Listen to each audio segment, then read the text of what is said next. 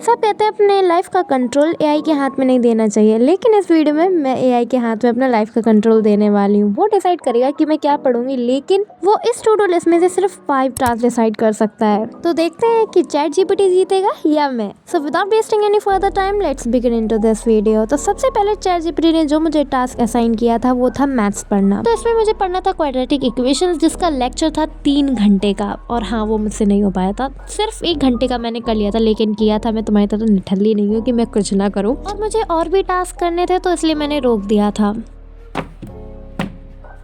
अगला टास्क मुझे chat GPT ने इलेक्ट्रिसिटी चैप्टर रिवाइज करने का दिया था। इसके लिए मैंने 3 बुक्स ली थी। एक थी वन शॉट बाय एडुकार्ट, और दूसरी थी एनसीईआरटी, और तीसरी थी जिसमें मैं अपने क्वेश्चन प्रैक्टिस करती हूँ। So I was doing MCQ from chat GPT, and हाँ, ये बहुत अच्छा इफेक्टिव मेथड है रिवाइज करने का। कुछ लोग मुझसे पूछेंगे कैसे, ये तो टाइम वेस्ट करेगा ये वो। मैं तुम लोग को बता दूँ, अगर तुम लोग एमसीक्यू अटेंड करोगे ना, तो तुम्हें वीक एरियाज पता चल जाएंगे कि तुम्हें कहाँ पे रिवाइज करना है, और वहाँ पे रिवाइज कर लो।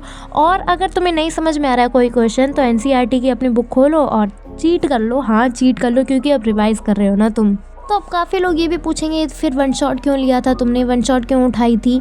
तो मैं तुम लोगों को बता दूं, मैंने वन शॉट इसलिए लिया था कि मैं देख सकूं क्या मैं वो क्वेश्चंस कर पाऊंगी जो उस बुक में हैं, जो उस बुक में मेंशन किए गए हैं, क्या मैं वो क्वेश्चंस और वो न्यूमेरिकल्स में लगा पाऊंगी। तो इसलिए मैंने वन शॉट ली थी, एंड मैंने नहीं लगा पाया था क्योंकि मैंने थोड़ा ही चैप्टर को रिवाइज़ किया था, क्योंकि मुझे और टास्क आगे करने थे, और अगर मैं थक जाती तो फिर मुझे और टास्क नहीं करने पड़ते थे। तो मैंने ये डिसाइड किया था सेल्फ में कि मैं ना पूरा जब तक कंप्लीट नहीं हो जाते सारे टास्क, तब तक मैं उठूंगी नहीं। तो जब मैंने सारे एमसीक्यूज को कंप्लीट करने के बाद चेक किया ना, तो मेरे 19 आउट ऑफ 20 आ रहे थे, जो कि बनता है 95%।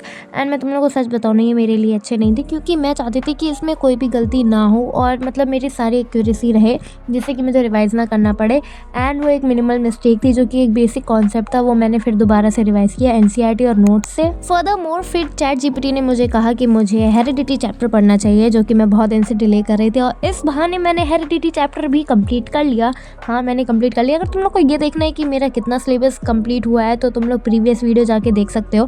मैंने उसमें सारी चीज़ें बता दी हैं, और ऑनेस्टली बताई हैं, कुछ भी झूठ नहीं बताया है। और ये एक पहला चैप्टर था जो मैंने पूरा कंप्लीट किया था, and I was very happy about it. ऐसा लग रहा था कि जैसे मैंने एक बहुत बड़ी अचीवमेंट बना ली हो, and for me it was actually an achievement, क्योंकि मैं बहुत दिन से प्रोक्रास्टिनेट कर रही थी इस चीज़ के लिए। तो देखो, मेरी एक टिप तुम लोग मान लेना, अगर तुम लोग हेरिडिटी चैप्टर पढ़ने जा रहे हो ना, तो उससे पहले तुम प्रोबेबिलिटी चैप्टर कंप्लीट कर लेना, क्योंकि अगर तुम वो कंप्लीट कर लोगे ना, तो तुम्हारा हेरिडिटी चैप्टर जो है वो तुम्हें बहुत ही क्रिस्टल क्लियर हो जाएगा।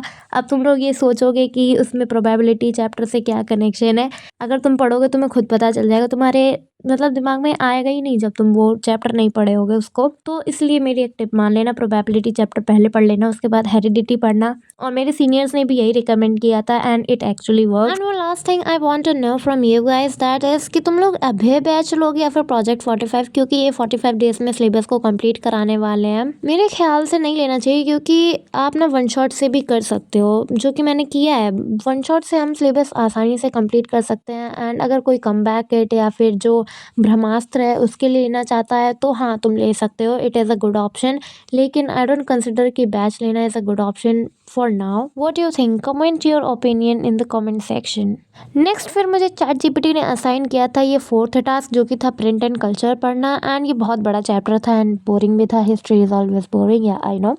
तो मैंने इसको पढ़ा था, वो भी मैंने दिग्रास सर के लेक्चर से पढ़ा था, जो अनअकैडमी वाला लेक्चर है वो। And it was a very good option, तुम पढ़ सकते हो वहाँ से जाके। और वैसे भी सबको पता है Digras sir is OG of SST. भाई, वो गॉड अलमाइटी है फॉर एसएसटी। अगर वो ना होते तो बच्चे ना सर्वाइव नहीं कर पाते। और इंडिया में ना क्लीन इन्वायरमेंट से ज़्यादा ना एसएसटी टीचर लैक करते हैं, कहीं मिलते ही नहीं है। और मतलब बहुत कम टीचर्स होते हैं जो एसएसटी को इतनी अच्छे वे से पढ़ा सकते हैं, बहुत कम टीचर्स। हाँ, कुछ अच्छे पढ़ाते भी हैं। एंड मेरी मम्मी ना बताती थी कि जो पहले जनरेशन के टीचर्स थे ना, वो मतलब कि स्कूल में ही सारा लर्न करवा देते थे, घर पे कुछ पढ़ने की ज़रूरत ही नहीं पड़ती थी। क्या आपके भी पेरेंट्स ऐसा बताते हैं? मुझे बताना, और अपने पेरेंट्स की स्टोरी भी कमेंट करना। बाय द एंड मेरी एनर्जी बिल्कुल लो हो चुकी थी, और तुम देख ही सकते हो वीडियो में मेरी आंखों की हालत क्या हो गई है। एंड यहीं पे ये वीडियो ख़त्म होती है। Thanks for watching. एंड हाँ, अगर तुम लोग चैट जीपीटी के बारे में और जानना चाहते हो तुम कैसे यूज़ कर सकते हो, देन वॉच दिस वीडियो, तुम्हारे बहुत काम आएगी।